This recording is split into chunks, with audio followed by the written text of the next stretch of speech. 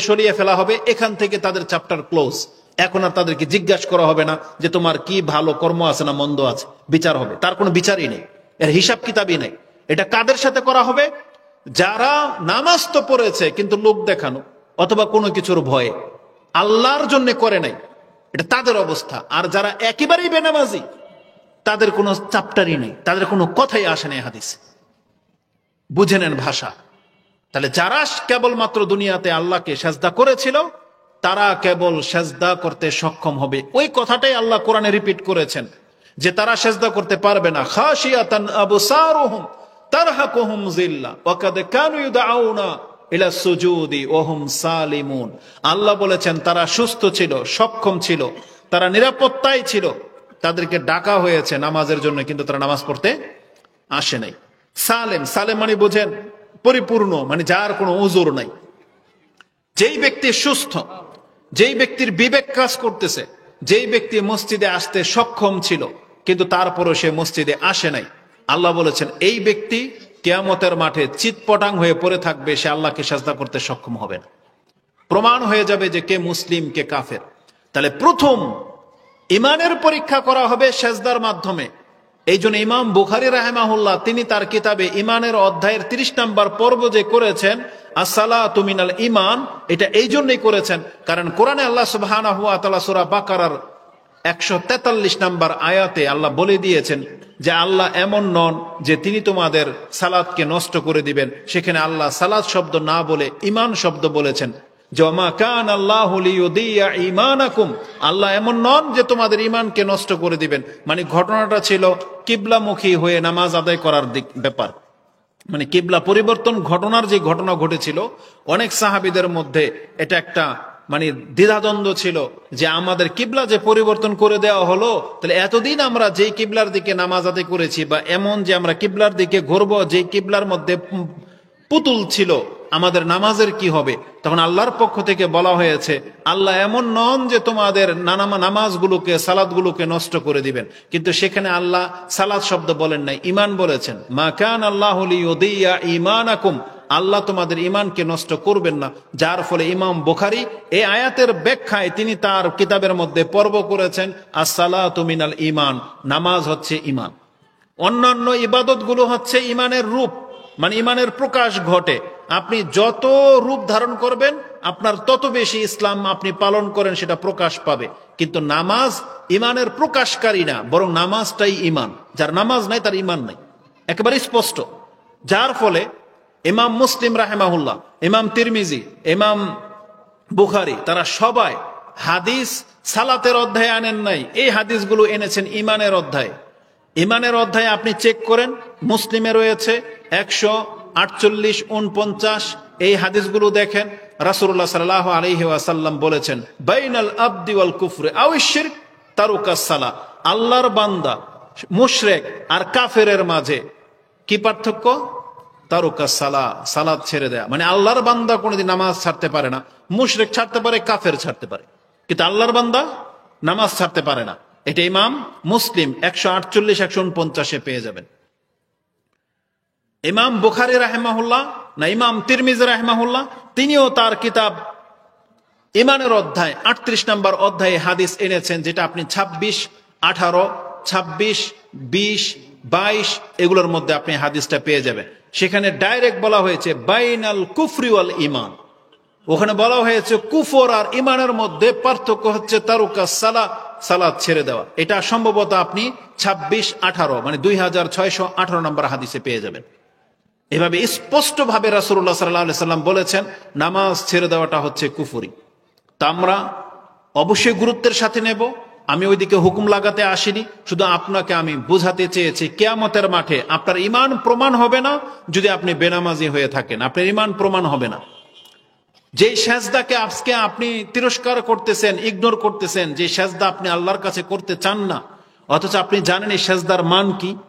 ইমাম মুসলিম রাহিমাহুল্লাহ এটাও তিনি তার ঈমানের অধ্যায়ে এনেছেন যে ইজা কারা ইবনু আদম আস-সাজদাতা ফাসাজাদা ইতাজালা শায়তানা ইয়াবকি। রাসূলুল্লাহ সাল্লাল্লাহু আলাইহি ওয়াসাল্লাম বলেন আদম সন্তান যখন কোরআন পাঠ করে, আর কোরআন পাঠের মধ্যে যেই সেজদার আয়াতগুলো আছে, যেমন কতটা সেজদা আছে কোরআনে? বলেন কোরআনে কয়টা সেজদা আছে? 14টা। তুমি কি হানাফি? কয়টা আছে? 15টা আছে। তবে হানাফি মাযহাবেও 14টা, শাফি মাযহাবেও 14টা। তবে ইমাম শাফি সূরা হজের শেষ সেজদাকে গ্রহণ করেছে, কিন্তু হানাফি মাযহাবে গ্রহণ করা হয়নি। কিন্তু সালাফদের কাছে সেজদা হচ্ছে কয়টা? 15টা। ওই সূরা সদের সেজদা গণ্য করা হয় এবং সূরা হজেরও শেষ আয়াতের যে সেজদা আছে সেটাকে গণ্য করা হয়। তাহলে এটাকে মিলিয়ে 15টা সেজদা আছে। তো রাসূলুল্লাহ সাল্লাল্লাহু আলাইহি ওয়াসাল্লাম বলেছেন, ইজা কারা ইবনু আদম সাজদা ফাসাজাদা, আদম সন্তান যখন সেজদার আয়াত পায় আর সাথে সাথে যখন সেজদা করে, তখন শয়তানের অবস্থা কি হয়? এতাজালা শয়তান, শয়তান তখন ওই ব্যক্তির কাছ থেকে দূরে সরে যায় এবং ইয়াবকি, কান্না করতে থাকে। কেন কান্না করতে থাকে? সে বলে, ইয়া ওয়াইলি উমিরা ইবনু আদম বিসুজুদি ফাসাজাদা ফালাহুল জান্নাহ ওয়া উমিরতু বিসুজুদি ফাআবাইতু ওয়া ফি রিওয়ায়াতিন আসাইতু ফালিয়ান নার। যে আদম সন্তানকে সেজদা করতে বললেই আদম সন্তান সেজদা করে, যার ফলে সেজদার কারণে অর্জনে আল্লাহ জান্নাতটাকে অবধারিত করে দিলেন। আর এই সেজদা আমাকে করতে বলা হয়েছিল, আর আমি সেজদা না করার কারণে আজকে আমার জন্য জাহান্নামটা অবধারিত হয়ে গেল। কি মনে করেন? একটা সেজদা মাত্র, একটা সেজদার কারণে ইবলিসকে শয়তান বলা হয়েছে, কাফের বলা হয়েছে। আল্লাহ সুবহানাহু ওয়া তাআলা কোরআনে বলেন এই কথা, যে আমি যখন সবাইকে বললাম আদমকে সেজদা করতে, ফাসাজাদাল মালাইকা, সমস্ত ফেরেশতা সেজদা করলো। সূরা বাকারাতে রয়েছে ইল্লা ইবলিসা আবা, কেবলমাত্র ইবলিস অস্বীকার করলো। তারপরে শব্দগুলো আল্লাহ বলেছেন, ইল্লা ইবলিসা আবা ওয়াস্তাকবারা ওয়া কানা মিনাল কাফিরিন। সেজদা না করার কারণে আল্লাহ ইবলিসকে বলেছেন সে অহংকার করলো এবং সে কাফের হইল। তার মানে সেজদা মাত্র একটা। আর কাকে করতে বলা হয়েছে? মানুষকে, তাই না? ইবলিস একটা যুক্তি দাঁড় করিয়েছে। কি যুক্তি?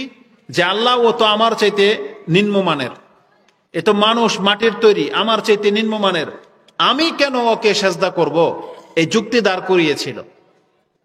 কিন্তু আল্লাহ সুবহানাহু ওয়া তাআলা যুক্তির ভিত্তিতে না, বরং এটা আল্লাহর আদেশ ছিল, যেটা ইবলিস গুরুত্বের সাথে নেয়নি। যে আদেশটা মূলত আল্লাহর ছিল, এখানে মানুষ মূল ফ্যাক্ট না। আল্লাহ যদি আমাদেরকে বলতেন যাকে তাকে সেজদা করতে, তাহলে আমরাও যাকে তাকে সেজদা করতে বাধ্য হয়ে যেতাম। কিন্তু আল্লাহ সুবহানাহু ওয়া তাআলা ইবলিসকে যেমন পরীক্ষা করা হয়েছিল একটা সেজদার মাধ্যমে, আমাদেরকে আল্লাহ সুবহানাহু ওয়া তাআলা পরীক্ষা করে যাচ্ছেন এই সেজদার মাধ্যমে। যদিও আমাদের পরীক্ষাটা ইবলিসের চাইতে সহজ, কারণ ইবলিস এটা মানুষ হওয়ার কারণে সেজদা হয়তো করে নাই, কিন্তু আমাদেরকে এমন এক সত্তাকে সেজদা করতে বলা হয়েছে যিনি সেজদার হক রাখেন। যিনি সেজদার হক রাখেন, তিনি ছাড়া পৃথিবীতে কেউ সেজদার হক রাখে না। এটা আমরা জানি, আমরা প্রত্যেকে জানি। তার মানে প্রত্যেকটা বেনামাজি হচ্ছে জালেম। কেমন জালেম? ও জেনে শুনে যে এই সেজদাটা হচ্ছে আল্লাহর হক, কিন্তু আপনি আল্লাহকে সে সেজদা দিচ্ছেন না। তাহলে যার হক তাকে সেটা না দেয়া, এটা হচ্ছে জুলুম। এটা কি?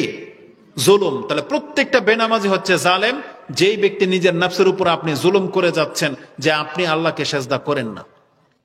আপনি লক্ষ্য করে দেখেন, ইবলিস মাত্র একটা সেজদা করেনি, যার ফলে আপনি ওকে মালাউন বলতেছেন, ইবলিস শয়তান বলতেছেন, মারদুদ বলতেছেন, বিতাড়িত।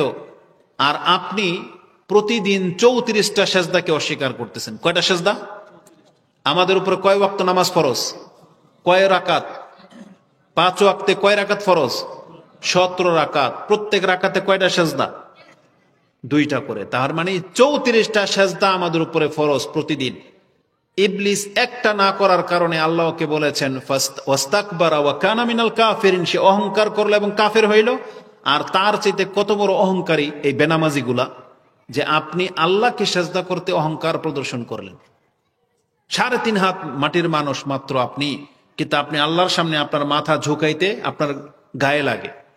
আপনি আল্লাহকে সেজদা করলেন না, এটা হচ্ছে অহংকার। এর চাইতে বড় অহংকারও হইতে পারে না। আর যারা আল্লাহকে সেজদা করে তারা কোনোদিন অহংকারী না। প্রত্যেকটা নামাজি, এটা আল্লাহর পক্ষ থেকে ঘোষিত যে এই লোকগুলো একটা অহংকার করে না, কারণ তারা তাদের সবচাইতে দামি জায়গাটা আল্লাহর সামনে ঝুঁকিয়ে দিতে তাদের কোনো দ্বিধা লাগে না। এই জন্য আল্লাহ সুবহানাহু ওয়া তাআলা নামাজীদের জন্য সমস্ত হিসাব কিতাব সহজভাবে নেবেন বলে ঘোষণা রয়েছে। সবকিছু কারণ প্রথম হিসাব হবে আমলের ক্ষেত্রে নামাজের, একটু পরেই আসবে। এখন পর্যন্ত ইমানটাই আপনি দেন নাই যে আপনি যে মুসলিম, এটা প্রমাণই ঘটে নাই, কারণ আপনি হাসরের মাঠে সেজদা করতে পারবেন না।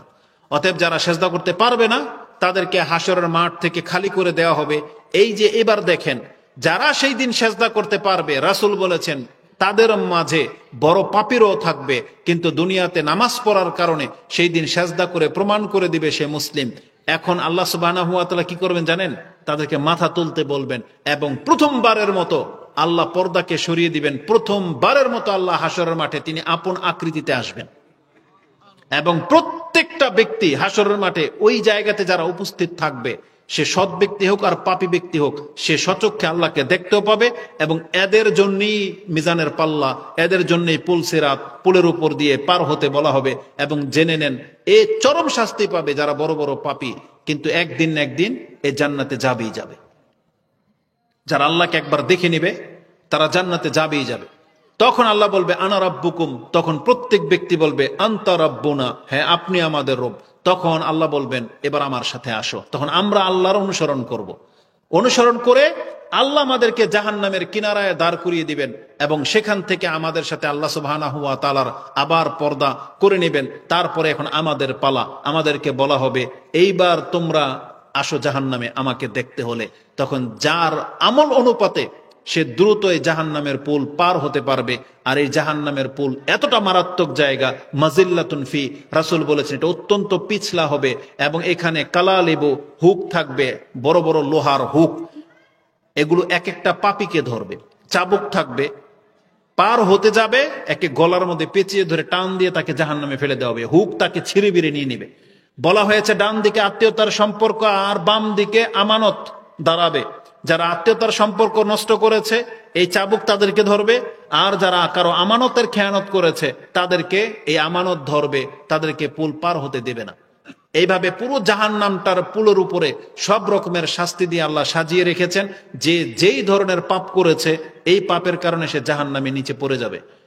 এবং বলা হয়েছে আবু সাইদ খুদরি তিনি বলেন যে বালাগানি, আমাদের কাছে এটা পৌঁছেছে যে আন্নাল জিসর আদাক্কু মিনাশ শার ওয়া আহাদ্দু মিনাস সাইফ, যে আমাদের কাছে একটা বর্ণনায় পৌঁছেছে। এটা কি রাসূলের হাদিস না তিনি বনী ইসরাইলের কারো কাছ থেকে শুনেছেন?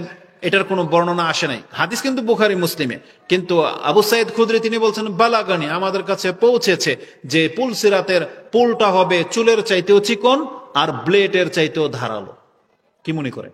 ব্লেডের মতো ধারালো একটা পুলের উপর দিয়ে প্রত্যেকটা ব্যক্তিকে পার করতে বলা হবে। উলঙ্গ অবস্থায়, সে পায়ে জুতা নাই, শরীরে কাপড় নাই, সেই অবস্থাতে এই ব্লেডের উপরে পা রেখে তাকে পার হতে বলা হবে। রাসূলুল্লাহ সাল্লাল্লাহু আলাইহি ওয়াসাল্লাম বলেছেন আমি প্রথম ব্যক্তি যে পুল সিরাতকে পার করব। রাসূল, আমাদের রাসূল প্রথম পার হবেন, তারপর আমাদের পালা আসবে, তারপর অন্যান্য নবীদের পালা আসবে, কিন্তু প্রথম পার হবেন আমাদের নবী মুহাম্মদুর রাসূলুল্লাহ সাল্লাল্লাহু আলাইহি ওয়াসাল্লাম এবং তারপর তার উম্মতের পালা আসবে। এবং রাসূল বলেছেন যার ঈমান এবং আমল যত ভালো সেই ব্যক্তি এই পুলটাকে, এই জাহান্নামটাকে কত বড় আপনি একবার চিন্তা করতে পারেন? যেই জাহান্নামটাকে হাসরের মাঠে টেনে নিয়ে আসা হবে, যেই জাহান্নামের ৭০,০০০ লাগাম পরানো থাকবে, ৭০,০০০ লাগাম, কুল্লু জিমামিন ৭০,০০০ মালাকিন ইয়াজুরুনাহু, আর প্রত্যেকটা লাগামের রশিকে টেনে ধরবে কয়জন ফেরেশতা? ৭০,০০০ ফেরেশতা। বুঝেন কথা? যদি একটা ফেরেশতা পৃথিবীকে এইভাবে মোট করে ধরে, এই পৃথিবী পাউডার হয়ে যাবে। আর এই রকমের ৭০,০০০ ফেরেশতা লাগাম ধরে থাকবে একটা, আর লাগাম থাকবে কয়টা? ৭০,০০০ লাগাম। এই জাহান্নাম কত বিশাল আর কত বড় হবে আপনি একবার চিন্তা করেন। এই জাহান্নামের গভীরতা কত জানেন? রাসূলুল্লাহ সাল্লাল্লাহু আলাইহি ওয়াসাল্লাম বসা ছিলেন, হঠাৎ করে একটা শব্দ হলো, সাহাবায়ে কেরামরা শুনতে পেলেন। তোমরা কি জানো যে এটা কিসের শব্দ? বলা হয়েছে আজ থেকে ৭০ বছর আগে একটা পাথর জাহান্নামের উপর থেকে নিচে ফেলা হয়েছিল। এই জাহান্নামের তল লাগুর পেতে এই পাথরটার কত বছর সময় লেগেছে? ৭০ বছর পরে গিয়ে এটা জাহান্নামের তলে গিয়ে ঠেকলো, যেটা শব্দ আজকে তোমাদেরকে আল্লাহ শুনিয়ে দিলেন। মানে একজন ব্যক্তি যদি ওই পুলের উপর থেকে পড়ে যায় তাহলে সে জাহান্নামের তলে যেতে সময় লাগবে কত? ৭০,০০০ বছর, তার চেয়ে বেশি। যদি পাথর পড়ে ৭০ বছরে বা ৭০,০০০ বছরে, ৭০,০০০ 70,000 বছরের কথাই আছে, বা 70 বছরের কথা আছে সম্ভবত। তাহলে 70 বছর যদি লেগে যায় একটা পাথর পড়তে, আপনি পাথরের চেয়ে ভারী না হালকা? পাথর তো বিশাল, তাই না? ওটা তো কয়েক মনের ওজন, আর আপনার আমার ওজন তো ধরে নেন 2 মণ, 80 কেজি। তাহলে আপনি আর আমি হইলাম 80 কেজি, আর পাথর ধরেন বিশাল পাথর ফেলা হয়েছিল যেটা অনেক ভারী, ওটা পড়েছে 70 বছর লেগেছে। ওই তুলনায় আমি আর আপনি তো পাতলা, হালকা না। তাহলে আমাদের পড়তে কত সময় লাগবে আল্লাহ ভালো জানে। তাহলে একজন ব্যক্তিকে যদি তার জীবনের পাপের কারণে শুধু আল্লাহ যদি এটা ইচ্ছা করে যে ওকে শুধু জাহান্নামে ফেলে দিয়ে আবার তুলে নিয়ে আয়, তাহলে আপনার ধরেন 200 বছর লেগে যাবে এমনি। অথচ আমরা দুনিয়াতে বেঁচে আছি কয় বছর? মাত্র 50 থেকে 60 বছর। তার মানে 50 থেকে 60 বছরের জীবনের উপভোগ আমরা এত হারাম ভাবে করতেছি, অথচ আল্লাহ বলছেন তোর জীবনের একটা পাপের জন্য যদি তোকে শুধু জাহান্নামে একটা চুবা দেই, তাতেও তোর 200 বছর পার হয়ে চলে যাবে।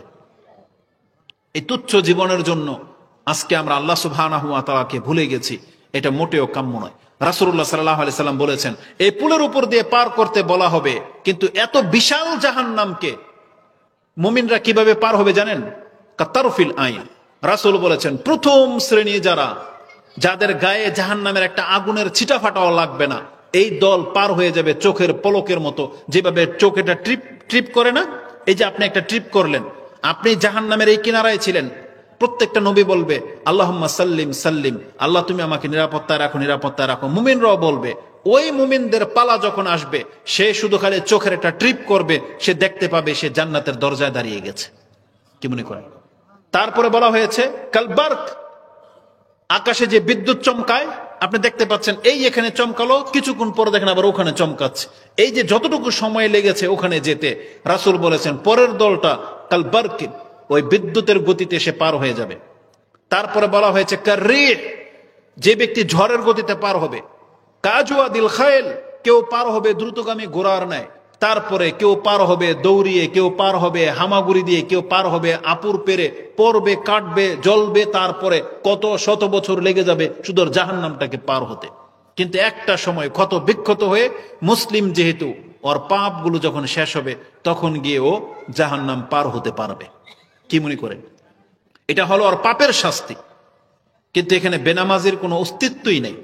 এখানে কারা আছে? নামাজি কিন্তু পাপী, তারা আছে। আপনি বোঝেন কথা। বেনামাজির কথা আপনি কোরআন হাদিসে কোথাও পাবেন না। কোরআনে যেখানে আল্লাহ সুবহানাহু ওয়া তাআলা সূরা মাউনে বলেছেন ফাওয়াইলুল লিল মুসাল্লিন, এখানে আল্লাহ নামাজিদের কথাই বলেছে। এখানে আল্লাহ বেনামাজির কথা বলে নাই যে দুর্ভোগ বেনামাজিদের, বরং আল্লাহ বলেছেন নামাজিদের দুর্ভোগ, যারা তাদের নামাজে গাফেল, নামাজ থেকে গাফেল, উদাসীন। যে ওয়াক্ত হয়ে গেল তার খবর নাই, সে ধান্দায় ব্যস্ত, সে ঘুমিয়ে আছে, পরে ঘুম থেকে উঠে নামাজ পড়বে, সেও নামাজি। কিন্তু এই ধরনের নামাজির জন্য ওয়াইল নামক জাহান্নাম রয়েছে। কি মনে করেন আপনি? ওয়াইল নামক জাহান্নাম রয়েছে। আল্লাহ সুবহানাহু ওয়া তাআলা বেনামাজির কথা কোরআনে বলে নাই, হাদিসেও নাই। রাসূলুল্লাহ সাল্লাল্লাহু আলাইহি ওয়াসাল্লাম এটা কোনোদিন ভাবতেও পারেন নাই যে আমার উম্মাহ মুসলিম দাবি করবে অথচ নামাজ পড়বে না। আর যেখানে রাসূলুল্লাহ সাল্লাল্লাহু আলাইহি ওয়াসাল্লামের যুগের মুনাফিকরা পর্যন্ত নামাজ পড়তো। কারা নামাজ পড়তো? মুনাফিকরা নামাজ পড়তো। তারপরও মুনাফিক, রাসূল বলতেন এই লোকগুলা মুনাফিক। যারা মসজিদে আসে না, যারা ঘরে সালাত আদায় করে, রাসূল বলতেন এরা হচ্ছে মুনাফিক। রাসূলুল্লাহ সাল্লাল্লাহু আলাইহি ওয়াসাল্লামের একটা ভাষা হলো আসকালু সালাত ইনদাল মুনাফিকিন বা আলাল মুনাফিকিন সালাতুল ইশা ওয়া সালাতুল ফজর। মুনাফিকদের উপরে সবচেয়ে ভারী কঠিন নামাজ হচ্ছে এশার নামাজ এবং ফজরের নামাজ। বুঝেন কাদের উপরে? এটা মুনাফিকদের উপরে। আর আপনি তো এমন মুসলিম যে 5 ওয়াক্ত নামাজই ছেড়ে দিয়েছেন, তারপর আপনি নাকি মুসলিম বলছেন নামাজ পড়ি না, তাতে কি আমার ঈমান ঠিক? বুঝেন না? হ্যাঁ, আপনার ঈমান আপনার কাছে ঠিক মনে হচ্ছে, কিন্তু আমরা তো দেখতে পাচ্ছি কোরআন হাদিসে বলা হয়েছে যে আপনার ঈমানই নাই। কোরআন হাদিসের রিপোর্ট অনুযায়ী আপনার ঈমান নাই, কিন্তু আপনি বলতেছেন আপনার ঈমান ঠিক। বুঝেন? ওই যে ডাক্তাররা মাঝে মাঝে কিছু রোগীকে দেখে হাসে। ডাক্তার বলতেছে আপনার হিমোগ্লোবিন শুকায় গেছে, বা ডায়াবেটিসের এত মাত্রা, কোলেস্টেরলের এত মাত্রা। আপনি বলতেছেন আমি ফিট, আপনি সুস্থ, মানে আপনার বলে কিছুই হয় নাই। তাহলে এই ধরনের ব্যক্তিদেরকে দেখে ডাক্তার হাসে। তা আমাদের বেনামাজিদের দেখে ফেরেশতারা হয়তো দুঃখ করে, আফসোস করে যে এদের খাতা মুসলিমদের মধ্যে নাই, আর এরা বলতেছে ঈমান ঠিক। এই জন্য আপনি একটু ভয় পান, ভয় করার চেষ্টা করেন, আপনি সেই ভাষাগুলোকে লক্ষ্য করার চেষ্টা করেন। আসলে আমি আপনাকে একটা হাদিস শোনাই। এই হাদিসটির মধ্যে এমন কিছু কথা আছে যেটা আপনার জন্য অত্যন্ত গুরুত্বপূর্ণ এবং উপযোগী হবে। আব্দুল ইবনে মাসউদ রাদিয়াল্লাহু তাআলা আনহু থেকে এই হাদিসটাকে কোট করা হয়েছে। আব্দুল ইবনে মাসউদ রাদিয়াল্লাহু তাআলা আনহু তার থেকে ইমাম মুসলিম কোট করেছেন। ইমাম মুসলিম 1373 এবং ইবনে মাজাতে 777 মানে 777 রয়েছে। কালা আব্দুল্লাহ মান সাররাহু আইয়ালকাল্লাহা গাদান মুসলিমান ফালিউহাফিজ আলা হাউলাইস সালাওয়াতিল খামসা হাইসু ইউনাদা বিহিন্না। আব্দুল ইবনে মাসউদ বলতেছেন, যেই ব্যক্তিটা পছন্দ করো যে আগামীকাল তুমি আল্লাহর সাথে মুসলিম অবস্থায় সাক্ষাৎ করো, এটা যেই ব্যক্তি পছন্দ করো, তাহলে তোমার জন্য এটা লাজিম যে তুমি 5 ওয়াক্ত নামাজকে হেফাজত করেই যেন তোমার মৃত্যু হয়। কি বলেছেন? মানে যেই ব্যক্তি আগামীকাল আল্লাহর সাথে সাক্ষাৎ করতে চাও মুসলিম রূপে, তার মানে আগামীকাল আল্লাহর সাথে সাক্ষাৎ হবে অনেকের, কারো মুসলিম রূপে হবে, কারো কাফের রূপে, কারো মুশরিক রূপে, কারো নাস্তিক রূপে। আল্লাহ দেখতে পাবেন যে এটা নাস্তিক, এটা মুশরিক, এটা কাফের, আর এরা হচ্ছে মুসলিম। তাহলে যেই ব্যক্তি চাও যে তোমার পরিচয়টা মুসলিম আর আল্লাহর সাথে তোমার সাক্ষাৎ হোক, এটা যেই ব্যক্তি পছন্দ করো, তাহলে সেই ব্যক্তির জন্য 5 ওয়াক্ত নামাজ হেফাজত করা বাধ্যতামূলক। হাইসু ইউনাদা বিহিন্না, যখন তাকে ডাকা হয় বা যেখান থেকে তাকে ডাকা হয়। আমাদেরকে কোথা থেকে ডাকা হয় বলেন? 5 ওয়াক্ত নামাজের সময় যে হয়, আমাদেরকে কে ডাকে? কোত্থেকে ডাকে? মসজিদ থেকে ডাকে। কখন ডাকে? যখন নামাজের সময় হয়। তাহলে আব্দুল ইবনে মাসউদ রাদিয়াল্লাহু তাআলা আনহু তিনি বলতেছেন, যখন তোমাকে ডাকা হয়, যেখান থেকে তোমাকে ডাকা হয়, তুমি সেখানে এসে তখনই আসবা, এসে তুমি 5 ওয়াক্ত নামাজের হেফাজত করো, যদি তুমি কালকে আল্লাহর সাথে মুসলিম হয়ে সাক্ষাৎ করা পছন্দ করো। যদি তুমি এটা না করো, দেখেন কি বলতেছেন। তিনি বলতেছেন, ফাইন্নাহুন্না সুনানাল হুদা ওয়া ইন্নাল্লাহা শারা'a লিনাবিয়িকুম সুনানাল হুদা। এটাই হলো সবচেয়ে সঠিক হেদায়েতের পথ, যেটা আমাদের নবীকে আল্লাহ সুবহানাহু ওয়া তাআলা সঠিক পথ দেখিয়েছেন। আপনি বলেন তো, নামাজ কি শুধু ফরজই করা হয়েছে, নাকি নামাজ ফরজ করার আগে আল্লাহকে মসজিদ বানানোর আদেশ করেছেন? বলেন। আল্লাহ সুবহানাহু ওয়া তাআলা যখন নামাজ ফরজ করেছেন তখনই মসজিদ নির্মাণ করার আদেশ করেছেন। বরং আপনি এটা দেখতে পাবেন যে রাসূলুল্লাহ সাল্লাল্লাহু আলাইহি সাল্লাম মদিনাতে যখন আসলেন, তখন সর্বপ্রথম যে ঘরটা নির্মাণ করা হয়েছিল, সেটা কি রাসূলের ঘর ছিল না মসজিদ ছিল? বলেন। সেটা মসজিদ ছিল। কারণ রাসূলুল্লাহ সাল্লাল্লাহু আলাইহি ওয়াসাল্লাম তখন উটের উপরে বসা, তখন উটকে টেনে নিয়ে আসা হয়েছে। অনেক সাহাবীরা সেই দিন উটের লাগাম টেনে ধরেছিল, বলছে হাযা মানজিলুকা ইয়া রাসূলুল্লাহ, এটা আপনার মঞ্জিল, এখানে আপনি আসেন। মানে যার বাড়ির সামনে দিয়ে যাচ্ছিলেন সে টেনে ধরতেছিলেন যে ইয়া রাসূল, এটাই আপনার ঘর, এখানে আপনি থেমে যান। তখন রাসূলুল্লাহ সাল্লাল্লাহু আলাইহি ওয়াসাল্লাম বলেছেন, দাউহা, তোমরা একে ছেড়ে দাও, ফাইন্নাহা মা'মুরাতুন, এই আদেশ প্রাপ্ত, তোমরা উটের লাগামটাকে ছেড়ে দাও। এই উট তার রবের পক্ষ থেকে আদেশ প্রাপ্ত। এই উট কোথায় গিয়ে থামবে এটা আমি মুহাম্মদও জানি না, এটাকে আল্লাহ আদেশ করে দিয়েছে, এটা যেখানে থামার সেখানে গিয়ে থামবে। উটকে ছেড়ে দেওয়া হলো। রাসূলুল্লাহ সাল্লাল্লাহু আলাইহি ওয়াসাল্লাম উটের সাথে যেতে লাগলেন। উট গিয়ে থেমে গেলেন ওই জায়গাতে যেখানে রাসূলুল্লাহ সাল্লাল্লাহু আলাইহি ওয়াসাল্লামের মিম্বর রয়েছে। বুঝেন, মসজিদে নববীর যে মিম্বরটা, এখানে গিয়ে উট বসে গিয়েছিল। তার মানে আল্লাহ দেখাতে চেয়েছেন যে এই জায়গাটাতে প্রথম মসজিদ নির্মাণ করা হোক, এখানে মুহাম্মদের ঘর না। তার মানে উচিত ছিল মুহাম্মদ সাল্লাল্লাহু আলাইহি ওয়াসাল্লামের ঘর তৈরি করা হোক, কারণ তিনি তো হিজরত করে এসেছেন। কিন্তু আল্লাহ বলেছেন না, এই জায়গাতে আগে আপনি মসজিদ নির্মাণ করেন। এই জন্য এটা অত্যন্ত উপযোগী যে আমাদেরকে মসজিদে এসে সালাত আদায় করতে হবে। রাসূলুল্লাহ সাল্লাল্লাহু আলাইহি ওয়াসাল্লামের জীবনে তিনি কোনদিন মসজিদকে ত্যাগ করেননি। তার জীবনের সর্বশেষ সালাত, তার হুশ আসতেছে আবার হুশ চলে যাচ্ছে। ফালাম্মা ওয়াজাদা ফি নাফসিহি খিফাতান, রাসূলুল্লাহ সাল্লাল্লাহু আলাইহি ওয়াসাল্লাম যখন তার দেহের মধ্যে একটু হালকা অনুভব করতে লাগলেন, একটু সুস্থ অনুভব করতে লাগলেন, হাদায়ু বাইনার রাজুলাইনি, তিনি 2 জন ব্যক্তির কাঁধে ভর করে দাঁড়াতে চাইলেন, কিন্তু দাঁড়াতে পারলেন না। আলী রাদিয়াল্লাহু তাআলা আনহু এবং আব্বাস রাদিয়াল্লাহু তাআলা আনহু, তারা 2 জনে রাসূলকে টেনে তুললেন, কিন্তু রাসূলুল্লাহ সাল্লাল্লাহু আলাইহি ওয়াসাল্লাম তিনি হেঁটে মসজিদে যেতে পারেননি। তার 2টা পা এই বালুর মধ্যে হেঁচড়িয়ে মিম্বর পর্যন্ত নিয়ে যাওয়া হয়েছে, ওই মেহরাব পর্যন্ত নিয়ে যাওয়া হয়েছে। আয়েশা রাদিয়াল্লাহু তাআলা আনহা তিনি বলেন, আনজুরু রিজলাই, আমি এখন পর্যন্ত তার পায়ের চিহ্ন 2টা দেখতে পাচ্ছি, যে আমার ঘর থেকে যে টেনে রাসূলকে ওই মেহরাব পর্যন্ত নিয়ে যাওয়া হয়েছিল, এই দাগ হয়ে গেছে দুইটা, তাকে নিয়ে মেহরাবে বসিয়ে দেওয়া হলো। এটা ছিল রাসূলুল্লাহ সাল্লাল্লাহু আলাইহি সাল্লামের জীবনের শেষ সালাত। এটাও তিনি জামাতে গিয়ে সালাত আদায় করেছেন। ইমাম বুখারী এই হাদিস তার আজানের অধ্যায়ে এনেছেন যে কতটুকু অসুস্থ হলে একজন ব্যক্তি মসজিদ ছেড়ে দিতে পারে, সেটাকে প্রমাণ করার জন্য রাসূলের এই হাদিস এনেছেন। তার মানে যেই ব্যক্তি এখনো সুস্থ, যেই ব্যক্তি দুইজন ব্যক্তির কাঁধে ভর করে হলেও মসজিদে আসতে পারবে, তার জন্য জামাত মাপ নাই। বুঝেন, ইমাম বুখারী এটা প্রমাণ করেছেন। যেই ব্যক্তি দুইজনের কাঁধে ভর করে দিয়ে আসতে হয়, এমন ব্যক্তির উপরে জামাত মাপ নাই। কত বড় কঠিন কথা বলা হয়েছে এই সালাতের ব্যাপারে। আর ওই ব্যক্তি কিভাবে মুসলিম থাকে যেই ব্যক্তি সুস্থ অথচ নামাজ পড়ে না? কিভাবে থাকে? আব্দুল্লাহ ইবনে মাসউদ রাদিয়াল্লাহু তাআলা তিনি বলেন, ফাইন্নাহুন্না সুনানাল হুদা ওয়ালাউ আন্নাকুম সাল্লাইতুম ফি বুয়ুতিকুম কামা ইউসাল্লি হাযাল মুতাখাল্লিফিনা ফি বাইতিহিম। আব্দুল্লাহ ইবনে মাসউদ বলতেছেন, যদি তোমরা মসজিদ ছেড়ে দিয়ে তোমাদের ঘরে সালাত আদায় করো, যেমনটা আমাদের যুগের এই মুনাফিকরা ঘরে সালাত আদায় করত, তাহলে কি হবে? তিনি বলেছেন, লাতারাকতুম সুন্নাতা নবিয়িকুম ওয়ালাউ তারাকতুম সুন্নাতা নবিয়িকুম লাদালালতুম। আবু দাউদের ভাষা হচ্ছে লাকাফারতুম। তোমরা যদি তোমাদের নবীর আদর্শকে ছেড়ে দাও, তাহলে নিশ্চিত তোমরা গুমরাহ হবে। নিশ্চিত কি হবে? গুমরাহ হবে, তার মানে পথভ্রষ্ট হবে। আর আবু দাউদের ভাষা, নিশ্চিত তোমরা কাফের হয়ে যাবে। তার মানে মসজিদে সালাত আদায় না করাটাকে এত বড় ধমক দেওয়া হয়েছে। এবং তিনি কি বলেছেন জানেন? ঘরে নামাজ পড়া কাদের স্বভাব? ওয়ালাকাদ রাআইতুনা ওয়ামা ইয়াতাখাল্লাফু আনহা ইল্লা মুনাফিকুন মালুমুন নিফাক।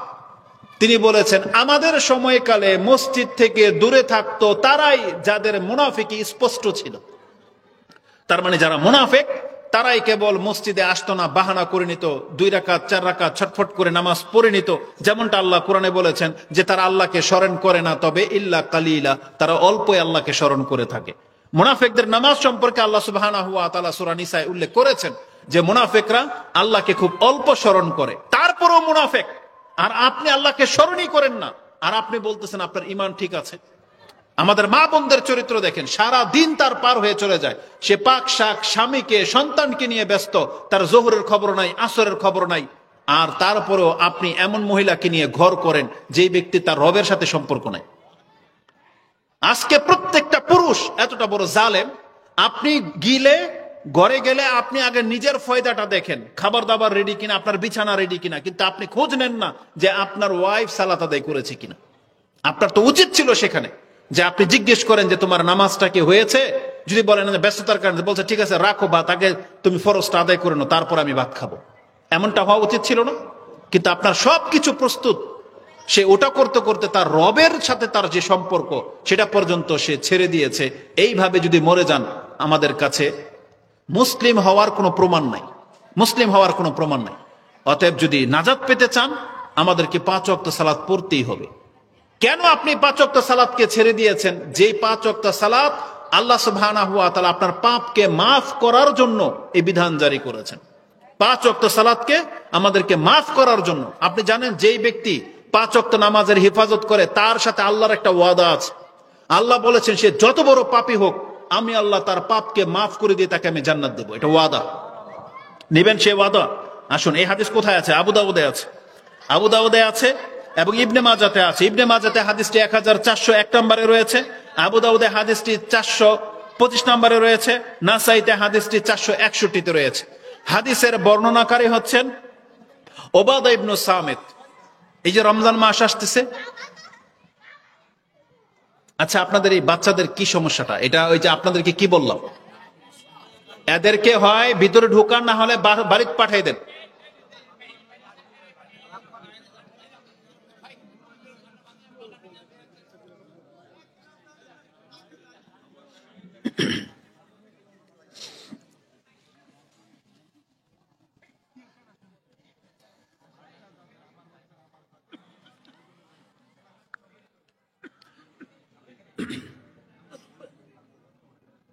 এই যে বাচ্চারা এরকম করতেছে না, ওদের বয়স কত বলেন তো?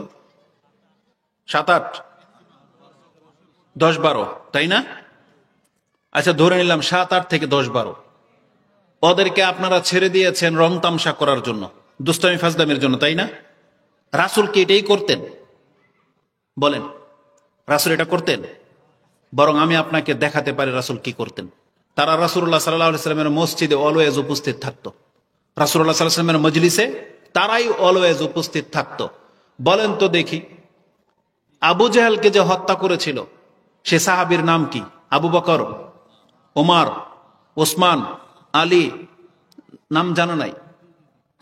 দুইজন এমন বালক যাদেরকে রাসূলুল্লাহ সাল্লাল্লাহু আলাইহি সাল্লাম যুদ্ধের অনুমতি দেয়নি, তাদের মোজ গজায় নাই বিদায় তাদেরকে যুদ্ধে আসার অনুমতি দেওয়া হয় নাই। দুইজন ব্যক্তি, দুইজন বালক যার বয়স মাত্র 8 থেকে 10, মাত্র 8 থেকে 10, দুইজন কিশোর, দুইজন পোলাপান, আমাদের ভাষায় কি পোলাপান। তারা রাসূলুল্লাহ সাল্লাল্লাহু আলাইহি ওয়াসাল্লামের কাছে অনুমতি চাইলেন যে আল্লাহর রাসূল আমাদেরকে অনুমতি দেন, আমরা যুদ্ধে অংশ নেব। বলছে না, তোমাদেরকে অনুমতি দেওয়া হবে না। এই দুই বাচ্চা এতটা মানে একিনের সাথে এসেছিল, তাদের মানে প্রত্যয় ছিল ফেরত আর যাব না, রাসূল দেয় নাই, রাসূল থেকে সরে যাও, কারণ রাসূল দিবেও না, আর আমাদের যুদ্ধ করা হবে না। তারা সাইড কেটে চলে গেছে আরেক এরিয়াতে, আরেক পাশে। সেখানে গিয়ে যে সাহাবীর নামটা আমি ভুলে গেছি, বয়োজ্যেষ্ঠ একজন সাহাবী, তিনি তার পাশে গিয়ে দাঁড়িয়েছে এই দুই বাচ্চা এবং বলতেছে, চাচা আবু জাহেল কোনটা? সেই সাহাবী বলতেছে, আমার লজ্জা লেগে গেল যে আমার সাথে এই দুই বাচ্চা আমার সঙ্গী, এদেরকে নিয়ে আমি যুদ্ধ করব, আমার কি হবে? বলছে, আমার মানটা নিয়ে আমার চিন্তা হয়ে গেল যে পোলাপান আমার সাথে যুদ্ধ করবে। কিন্তু তারপরে আমাকে যখন জিজ্ঞাসা করা হয়েছে যে আবু জাহেল কোনটা, আমি ইশারা করে দিলাম যে ওই যে ওটের উপরে বড় গর্দানওয়ালা লোকটা, এটাই হচ্ছে আবু জাহেল। এই কথা বলতে দেরি এই দুইটা বাচ্চা সেখানে উপস্থিত ছিল না। সে বলতেছে তারা ছোঁয়ের মতো করে চলে গেল। কিছুক্ষণ পর আবু জাহেলের কল্লা নিয়ে রাসূলের সামনে উপস্থিত। এই দুই ভাই আবু জাহেলের কল্লা নিয়ে রাসূলুল্লাহ সাল্লাল্লাহু আলাইহি সাল্লামের সামনে উপস্থিত এবং বলতেছে, ইয়া রাসূলুল্লাহ, এই ভাই বলতেছে আমি হত্যা করেছি, এই ভাই বলতেছে আমি হত্যা করেছি। এটা ইমাম বুখারী কোট করেছেন হাদিস। এখানে দুইটা দিক নির্দেশনা আমি আপনাকে দেখাতে পারি। এক, আমাদের মুসলিম পোলাপানদের সাহস, এটা দেখাতে পারি। দ্বিতীয়ত হচ্ছে আবু জাহেল সবচেয়ে বেশি পণ্ডিতি করেছিল, ও সবচেয়ে বেশি পাওয়ারফুল। কোরআনের যে 19, ওই কোরআনে যে আছে না যে জাহান্নামের ফেরেশতা 19 জন রক্ষী হবে, দারোগা রক্ষ 19 জন পাহারা দেয়। এই আবু জাহেল ঠাট্টা করে বলেছিল এই মক্কার কাফেরদেরকে, তোমরা কি 9 জনের সাথে পারবা না? আমি একাই 10 জনকে দেখে নেব। এই আবু জাহেল বলেছিল এই কথা। আর আল্লাহ সুবহানাহু ওয়া তাআলা আবু জাহেলের মতন ব্যক্তিকে কাকে দিয়ে হত্যা করিয়েছেন? এই পোলাপান দিয়ে। তার মানে আল্লাহ দেখাতে চেয়েছেন যে তোর হাইসিয়ত আমার সামনে এতটাই, এতটাই। আজকে আমাদের সমাজেও পোলাপান কি না পারে, যে পোলাপানকে আপনি ইসলামের আদর্শ দিয়ে গড়েন নাই, ওরা অথচ ওরা ছিল ইসলামের এক একটা সোলজার, ওরা ছিল ইসলামের সৈনিক, যাদের হাত ধরে আজকে এই ইসলাম আমাদের পর্যন্ত এসেছে। আপনি কয়জনের নাম শুনবেন? আবু হুরায়রা, আব্দুল্লাহ ইবনে আব্বাস, আব্দুল্লাহ ইবনে মাসউদ, আনাস, আব্দুল্লাহ ইবনে ওমর। এদের বয়স কত? যখন রাসূলুল্লাহ সাল্লাল্লাহু আলাইহি ওয়াসাল্লাম ইন্তেকাল করেছেন এদের বয়স কত ছিল? সব 20-এর নিচে। যখন রাসূল ইন্তেকাল করেন তাদের বয়স প্রত্যেকটার 20-এর নিচে। এমনকি আব্দুল্লাহ ইবনে আব্বাস তখন তার বয়স মাত্র 9 যখন রাসূল ইন্তেকাল করেন। আনাস রাদিয়াল্লাহু তাআলা আনহুর বয়স তখন মাত্র 13 থেকে 14 যখন রাসূলুল্লাহ সাল্লাল্লাহু আলাইহি ওয়াসাল্লাম ইন্তেকাল করেন। ওসামা বিন যায়েদ তার বয়স কেবল মাত্র 16 থেকে 17 যখন রাসূলুল্লাহ সাল্লাল্লাহু আলাইহি ওয়াসাল্লাম ইন্তেকাল করেন। তারা কারা? এই ওসামা বিন যায়েদ, যিনি একটা যুদ্ধের লিডার ছিলেন, লিডার, যখন তার বয়স মাত্র 16 থেকে 17। যার বর্ণনা আনাস রাদিয়াল্লাহু তাআলা নাম শুনেন, তার বয়স রাসূলকে পেয়েছেন তিনি 4 থেকে 5 বছরে, 10 বছর খেদমত করেছেন। তার মানে 14 থেকে 15 বছর পর্যন্ত এই 14 থেকে 15 বছরের বাচ্চারা হাদিস পড়ে আমরা মুসলিম হয়েছি। এই আবু হুরায়রা, আব্দুল্লাহ ইবনে আব্বাস, যার বয়স ছিল মাত্র রাসূলুল্লাহ সাল্লাল্লাহু আলাইহি সাল্লামের সময় জীবদ্দশায় মাত্র 6 থেকে 7, আর তার ইন্তেকালের 5 বছর পর ওমর রাদিয়াল্লাহু তাআলা আনহু যখন খেলাফতে, এই আব্দুল্লাহ ইবনে আব্বাস তিনি তার ডান পাশের চেয়ারে বসার যোগ্যতা অর্জন করেছিলেন। তার বয়স কত তখন? মাত্র 9 থেকে 12। আব্দুল ইবনে আব্বাস, যাকে ওমর রাদিয়াল্লাহু তাআলা তার ডান পাশে বসাতেন। যখন গুরুত্বপূর্ণ মজলিসে শুরা হতো তখন আব্দুল ইবনে আব্বাসকে তিনি তার ডান পাশে বসাতেন। অনেক প্রবীণ বিজ্ঞ সাহাবীরা তখন এটা অন্তরে একটু নিল যে ওমর রাদিয়াল্লাহু তাআলা আনহু এই পোলাপানকে আমাদের সাথে কেন বসায়, এর বয়সের তো আমাদেরও সন্তান আছে, আমরা তো নিয়ে আনি না। তখন এটা ওমর রাদিয়াল্লাহু তাআলা তখন জানলেন। তখন তিনি একদিন প্রমাণ করার জন্য যে যাকে তুমি 9-10 বছরের পোলাপান ভাবতেছো এ কি, এটা আমি একদিন প্রমাণ করে ছেড়ে দিব। তখন তিনি মিটিং ডাকলেন, কোনো কারণ ছিল না সেই দিন। আব্দুল ইবনে আব্বাসকেও ডাকলেন। ওই মিটিং এর ইস্যু শুধু এটাই ছিল যে আব্দুল ইবনে আব্বাস কে এটা প্রমাণ করে দেওয়া। তখন বলতেছেন, ইযা জাআ নাসরুল্লাহি ওয়াল ফাত, এই সূরা সম্পর্কে আপনারা কে কি জানেন বলেন তো। তখন প্রত্যেক সাহাবী যার যার মতো করে যা জেনেছে তাই বলেছে। আব্দুল ইবনে আব্বাসকে বলতেছেন, তুমিও কি তাই বলবা? বলছেন না। তা বলছে কি? তো বলছে, হুয়া আজালু রাসূলিল্লাহি সাল্লাল্লাহু আলাইহি সাল্লাম, এটা হচ্ছে রাসূলের শেষ সংবাদ, যে রাসূল এই দুনিয়াতে আপনার বয়স আর বাকি নাই, আপনার সময় পাস হয়ে যাচ্ছে, এটাই হচ্ছে আপনার অন্তিম সময়। এটার এই সংবাদ দিয়েছেন আল্লাহ ইজা জাআ নাসরুল্লাহি ওয়াল ফাত, এই সূরা নাযিল করে দিয়ে। তখন ওমর রাদিয়াল্লাহু আনহু বলেছেন, আমি ওমর এটাই জানি, এই জন্য আমি আব্দুল ইবনে আব্বাসকে আমার সাথে রাখি, কারণ হচ্ছে রাইসুল মুফাসসিরদের একজন, মাত্র বয়স 9 থেকে 12। কোরআন সবচেয়ে বেশি বোঝেন যিনি, একজন হচ্ছে আব্দুল ইবনে মাসউদ, একজন হচ্ছে আব্দুল ইবনে আব্বাস, যার ব্যাখ্যা চলে আসলে সমস্ত মুফাসসিরের কলম থেমে যাবে। পৃথিবীর সমস্ত মুফাসসিরের কলম থেমে যাবে যদি আব্দুল ইবনে আব্বাস থেকে কোনো একটা উক্তি পেশ করে দেওয়া হয়, কারণ তিনি কোরআনের ব্যাখ্যা করেছেন, যার সম্পর্কে রাসূল দোয়া করেছেন, অথচ তার বয়স মাত্র 9 থেকে 12। আর তার বয়স যখন 5 থেকে 6 ছিল, তাকে কতটা গুরুত্বপূর্ণ শিক্ষা রাসূলুল্লাহ সাল্লাল্লাহু আলাইহি সাল্লাম দিয়েছেন। বলতেছে, ইয়া গোলাম ইন্নী উআল্লিমুকা কালিমাত ইহফাজিল্লাহ ইয়াহফাজুক ইহফাজিল্লাহ তাজিদুহু তুজাহাক, আমি তোমাকে কয়েকটা কথা শিক্ষা দিচ্ছি, তুমি এটাকে হেফাজত করো। তুমি আল্লাহকে হেফাজত করো, আল্লাহ তোমার হেফাজত করবে। তুমি আল্লাহকে হেফাজত করো, যে কোনো পরিস্থিতিতে তুমি আল্লাহকে তোমার সামনে পাবে। আমরা এই কথাটা আমাদের বড়দেরকেও শিখাই, অথচ রাসূল এই কথাটা একটা বাচ্চা পোলাপানকে মাত্র 5 থেকে 6 একে শিক্ষা দিচ্ছেন।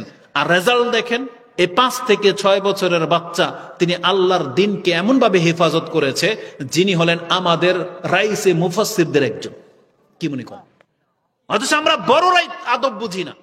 অথচ রাসূলুল্লাহ সাল্লাল্লাহু আলাইহি ওয়াসাল্লাম এই ছোট ছোট বাচ্চাদেরকে ট্রেন করে এই সাহাবী বানিয়েছেন, আর যাদের মাধ্যমে অর্ধেক পৃথিবী শাসিত হয়েছে। আর আমরা তাদেরকে আজকে ওই খেলতামশা, ওই কানামাছি বউ বউ করার জন্য ওদেরকে আমরা ছেড়ে দিয়েছি। আর আমাদের জাতি তো ধ্বংস হয়েছে এই জন্যই, এ আমাদের হেয়ালিপনা থেকে। আজকে এই পোলাপানগুলো খারাপ হয়ে যখন 12-13 বছরে পৌঁছে যায়, হাতে অস্ত্র নিয়ে নেয়, এদেরকে আপনি কিশোর গ্যাং বলতেছেন।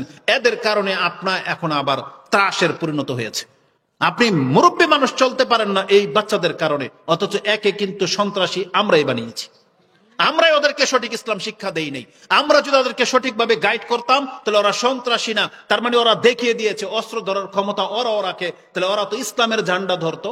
কিন্তু আমরা তো ওদের হাতে মোবাইল ধরিয়ে দিয়েছি, ক্রামবোর্ড, ডাঙ্গুডি আর ওই ক্রিকেট খেলায় লাগিয়ে দিয়েছি। অথচ রাসূল ওদেরকে সোলজার বানিয়েছেন, তারা ডানে বামে সামনে পেছনে হয়ে যুদ্ধ করতে বাচ্চারাই।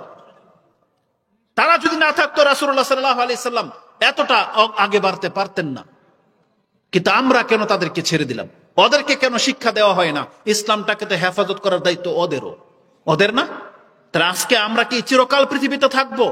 এরপরে তো ওদের পালা আসবে। কিন্তু আমরা যদি ওদেরকে সেই গাইড না করি, তাহলে ওরা কিভাবে বুঝবে যে ইসলামের মর্যাদা কিভাবে রক্ষা করে চলতে হয়? কিভাবে বুঝবেন এটা, যে ওরা এটা কিভাবে বুঝবে? এই জন্য নিশ্চিত আপনি জেনে নেন, এই ধরনের মজলিসে এবং মসজিদে ওদেরকে নিয়ে আসবেন, কিন্তু আপনার পাশে বসাবেন। এটা সাহাবা একরামদের চরিত্র ছিল, তারা তাদের সন্তানদেরকে নিয়ে পাশে বসাতেন। একজন সাহাবী রাসূলুল্লাহ সাল্লাল্লাহু আলাইহি ওয়াসাল্লামের দারসে উপস্থিত হতে পারতেছিলেন না, খালি কান্না করে। জিজ্ঞাসা করা হলো, ওই ব্যক্তি কোথায়? বলতেছে, ইয়া রাসূলুল্লাহ, সে আপনার মজলিসে আসতে পারে না, সে শুধু কাঁদে। কেন? কারণ সে তো ওই যে তার ছোট ছেলেটাকে নিয়ে আপনার মজলিসে বসতো, এখানে আসলেই তার বাচ্চার কথা মনে পড়ে যায়, কারণ ও তো মারা গেছে। যে ছেলেকে নিয়ে আপনার দার্সে বসতো, সেই ছেলেটা মারা যাবার কারণে ও এখন আপনার দার্সে বসতে পারে না, কারণ ওর বাচ্চার কথা মনে পড়ে যায়। তখন রাসূলুল্লাহ সাল্লাল্লাহু আলাইহি ওয়াসাল্লাম ওর জন্য দোয়া করেছে, সে সাহাবীর জন্য দোয়া করেছেন। তার মানে আমি বোঝাতে চেয়েছি যে তারাও তাদের ছোট বাচ্চাদেরকে নিয়ে রাসূলুল্লাহ সাল্লাল্লাহু আলাইহি ওয়াসাল্লামের মজলিসে উপস্থিত থাকতো। ওদেরকে খেলতামশা করার জন্য ছেড়ে দেওয়া হয় নাই। এজন্য অবশ্যই আমাদেরকে ওদেরকে উত্তমভাবে গাইড করতে হবে, উত্তমভাবে ওদেরকে ধর্ম শেখাতে হবে। ওদেরকে এইভাবে লাগামহীন ছেড়ে দেওয়া যাবে না। ও মোবাইল দিয়ে কি করে আপনি খোঁজ নেন। ওর বাড়ির কোনো অনুষ্ঠান হলে খালাতো বোন, ফুয়াতো বোন, চাচাতো বোনের সাথে এক ঘরে ছেড়ে দিয়েছেন, সেখানে যা খুশি তা করবে বাচ্চাদের নামে, না, খবরদার, এই প্রশ্রয় কিন্তু তাদেরকে দেওয়া যাবে না। আর 10 বছর হয়ে গেলে অবশ্যই কোনোদিন কোনো অবস্থাতে ওদের দুইজনকে এক রুমে আলাদা ছাড়া যাবে না। যেটা অধিকাংশ মুসলিমদের চরিত্র এমন, বিয়ে শাদীর মধ্যে রং তামসার সময় সে ভুলে যায় গায়রত কি জিনিস, লজ্জা কি জিনিস, সব ভুলে যায়। এই আত্মীয়তার সম্পর্কের নামে সবগুলোকে একসাথে দিয়ে দেওয়া হয়, এতে ওদের ফাহিশা শুরু হয়ে যায়, নোংরামি এখান থেকে শুরু হয়। এজন্য অবশ্যই ইসলামের প্রত্যেকটা জিনিসকে মূল্যায়নের সাথে আপনাকে দেখতে হবে, প্রত্যেকটা জিনিসকে। আজকে যদি ওরা বেনামাজি হয়ে থাকে, এটার চূড়ান্ত দায়ভার আমাদের। কারণ রাসূলুল্লাহ সাল্লাল্লাহু আলাইহি সাল্লাম বলেছিলেন ওদেরকে 7 বছর থাকতে ওদেরকে নামাজের ট্রেনিং দিতে। 10 বছর হয়ে গেলে ওদেরকে আঘাত করতে বলা হয়েছে। এটা হচ্ছে আমাদের শিক্ষা, আদর্শ, কিন্তু আমরা এটা ছেড়ে দিয়েছি, যার ফলে একটা পর্যায়ে ওরা বেনামাজি হয়ে যাচ্ছে। আজকে যুবকদের সংখ্যা মসজিদে সবচেয়ে কম। কেন? কারণ ওদেরকে আমরা ওইভাবে শিখাই নাই। বরং রাসূলুল্লাহ সাল্লাল্লাহু আলাইহি সাল্লাম আমাদেরকে বলেছিলেন, আকিমিস সালাত, তোমরা সালাত কায়েম করো, আতু যাকাত, যাকাত দাও, ওয়া হুজ্জু, তোমরা হজ পালন করো, ওয়া তামিরু ওয়াস্তাকিমু ইউস্তাকাম বিকুম। দেখো দায়িত্বশীলরা, তোমরা নামাজ আদায় করো, তোমরা যাকাত দাও, তোমরা মাঝে মাঝে হজ উমরা করো, এবং তোমরা ইসলামের উপরে আঁকড়ে যাও, ইসলামের উপরে স্থির হয়ে যাও, ইসলামটাকে শক্ত করে ধরো। তাহলে কি হবে? ইউস্তাকাম বিকুম, তোমাদের পরবর্তী জেনারেশনকে তোমাদেরকে দেখিয়ে ওদেরকেও ইসলামের দিকে দীক্ষিত করা হবে। আজকে আপনি যদি টুপি পরা ছেড়ে দেন, দাড়ি রাখা যদি ছেড়ে দেন, নামাজ পড়া যদি ছেড়ে দেন, বেশি জোর মাত্র 10 বছরের ব্যবধান। আজকে 10 বছর যদি কোনো মসজিদে নামাজ না হয়, 10 বছরের কোনো ব্যক্তি জানবে না যে নামাজ বলে কোনো ইবাদত আছে, জানবে না। আর আপনি যদি চান আমার সমাজে নামাজ টিকে থাক, তাহলে বাপ মাকে নামাজ পড়তে হবে, নামাজি হতে হবে। আপনাকে সালাত পড়তেই হবে, আপনাকে দাঁড়িয়ে রাখতেই হবে, আপনাকে ইসলামের বিধানগুলোকে মানতেই হবে। তাহলেই দেখবেন আপনার সন্তান ইসলামের বোধ শক্তি কিছুটা পাবে। আজকে যেই ঘরে বিসমিল্লাহ বলা হয় না, সালাম চর্চা নাই, ইসলামের কোনো আদব রক্ষা করা হয় না, তাদের ঘরের সন্তানরাই যা খুশি তা হয়ে যাচ্ছে। তাদের মুখের ভাষা যা খুশি তা, তাদের স্টাইল যা খুশি তা।